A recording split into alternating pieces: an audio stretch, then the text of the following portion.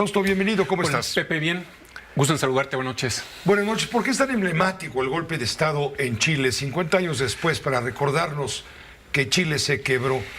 Es emblemático porque en ese momento era la Guerra Fría, el inicio de la Guerra Fría, o ya estaba en marcha, y evidentemente, bueno, no evidentemente, pero Salvador Allende de alguna forma quiso abrir una avenida, una vía socialista, democrática, y eso no gustó, obviamente, ni a la derecha de su país, ni inclusive en su coalición de partidos que lo apoyaban. El Partido Comunista, por ejemplo, decía que no era tan revolucionario como era necesario en ese momento. Era un ambiente precisamente de confrontación ideológica y creo que eso es algo muy importante. Es decir, la prueba, el experimento que Allende hizo, pues fracasó. Fracasó en toma de decisiones, también hay que decirlo, en términos económicos. Obviamente nadie que defienda la democracia puede estar a favor de un golpe de Estado, como lo fue en su momento a través de Pinochet y obviamente con el apoyo de Estados Unidos. Pero sí también hay que reconocer que en términos económicos tomó malas decisiones. Eso no es una justificación para haberlo derrocado de esa manera, ¿no? Yo creo que internamente había divisiones. Fíjate, Pepe, en las elecciones en ese momento, la Constitución de Chile decía que si un candidato no obtenía el 50% de los votos más uno, tendría que ser elegido por la Asamblea o por el Parlamento. En ese sentido, el segundo lugar, él quedó en primero, Allende, su coalición de partidos, y en segundo lugar quedó la derecha, por 2 puntos porcentuales. Sí, claro. Pero no era bien visto inclusive por el Partido Comunista, es decir, sí tenía problemas el propio Salvador Allende en el seno de su coalición, ¿no? Ahora, tuvo enfrente una junta militar, expresión justamente de la intolerancia de los conservadores que habían perdido privilegios o temían perder aún más privilegios. Y esto llevó a esta alzada en contra del presidente. Sí, ya había recibido advertencias, le habían pedido la renuncia. Que entregara el poder. Que entregara el poder, él se rehusó, él estaba casado con él apostaba con sus ideales, con su modelo político, económico que había llegado al poder, que lo había llevado, que lo había garantizado, pero evidentemente, insisto, creo que las presiones internas y sobre todo las presiones externas, es decir, el tema de Estados Unidos, no hay que dejarlo. ¿Cómo se metió Estados Unidos en ese golpe? Se mete a través de la CIA. Se mete a través de su aparato de inteligencia. Es evidente que se metió a Estados Unidos. Sí se metió. De alguna manera hay pruebas, ya se han abierto los archivos, en donde claramente hubo un apoyo hacia los militares. Digamos que no fueron los que dispararon los estadounidenses, pero sí hubo un apoyo inclusive con dinero. Es claro que de alguna forma lo que defendía Estados Unidos era el modelo de libertad en contra del comunismo y eso fue el pretexto definitivamente para derrocarlo, ¿no? ¿El golpe de Estado en Chile cambió el rumbo de América Latina? En gran medida sí, en el sentido de que hubo ya diferencias internas. Yo te comentaba la semana pasada que para Fidel Castro fue asesinado Allende. Desde ahí empieza el mito, ¿no?, de Allende, creo, cuando se demuestra que fue un suicidio, ¿no? Es decir, la izquierda marxista, la izquierda radical, de alguna forma entra en una lucha frontal frente a lo que es Estados Unidos. Y Estados Unidos, lógicamente, bueno, mete segunda o tercera velocidad en la región en donde trata de defender su modelo. Entonces, hay una confrontación, 1973, prácticamente hasta la caída del muro de Berlín, ¿no? Un sector importante de la población sigue reivindicando el golpe de Estado de 1973.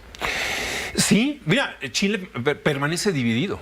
O sea, yo creo que Chile, lo vemos en la coalición.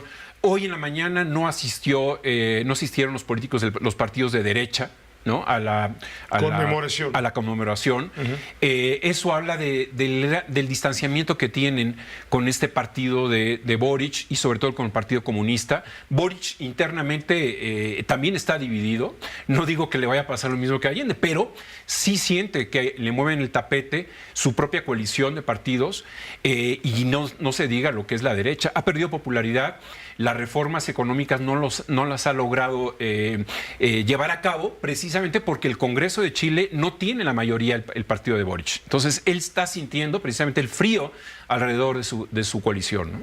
Hoy el presidente de México, por cierto, firmó el llamado convenio de compromiso de Santiago. Sí, es un compromiso importante en el sentido de que, a ver, hay que darle el peso claro para el presidente López Obrador. Es buena noticia que haya salido de México, como te comentaba el viernes. Sí, claro. No acostumbra mucho a hacer ese tipo de viajes, pero de alguna manera yo creo que el presidente de México ha desaprovechado la Alianza del Pacífico, que auténticamente es el motor que tenemos junto con Chile, Perú y Colombia, para tener un modelo mucho más progresista, más comercial, viendo hacia futuro. El presidente de México le gusta mucho ver hacia atrás, ¿no? Es decir, considera que Allende fue el gran apóstol de la democracia en Chile, cuando en realidad pues, no necesariamente podemos santificarlo de esa manera al propio Allende. Pero en el tema de la reunión de hoy en la mañana, creo que los compromisos que hace el presidente López Obrador va en función de una agenda que ya tiene bilateral con Chile, encaminada muy bien. Hay que recordar que Chile fue de los primeros países que tiene México un tratado de libre comercio desde hace ya más de 30 años. Y esto le da un carácter progresivo a lo que es la relación bilateral entre los dos países. Pues finalmente no podemos olvidar que también hoy se cumplieron 22 años de los peores atentados terroristas en la historia de Estados Unidos. Sí, ¿Qué huella ha dejado esos hechos brutales que cobraron la vida de prácticamente 3,000 personas? Mira, yo creo que las imágenes cuando uno el mundo cambió. Las vuelve a ver, se le enchina el cuerpo de lo que ocurre. De los aviones que penetraron las Torres Gemelas. El mundo cambia en el sentido de que creo que Estados Unidos ya no es la gran potencia que era en aquel momento. Ha tenido más confrontación y más competencia en el exterior. Su política exterior sigue siendo muy importante, la más dinámica del mundo. Sin embargo, sí se ha visto mermada en los últimos años, particularmente en el gobierno del presidente Biden, que con su salida a Afganistán, pues lógicamente dejó muy mal parado a su país, ¿no?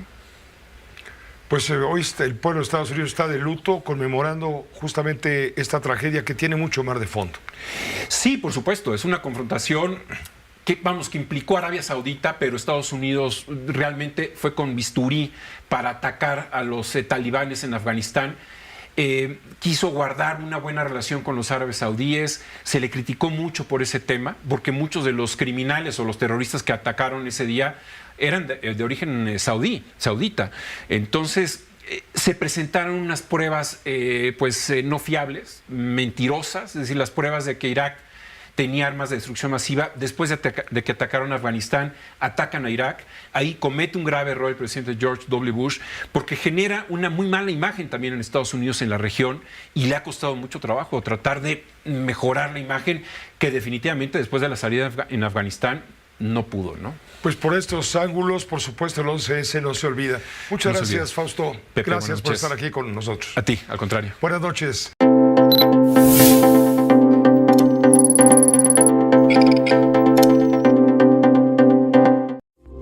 Esta fue una producción de Grupo Fórmula. Encuentra más contenido como este en radioformula.mx.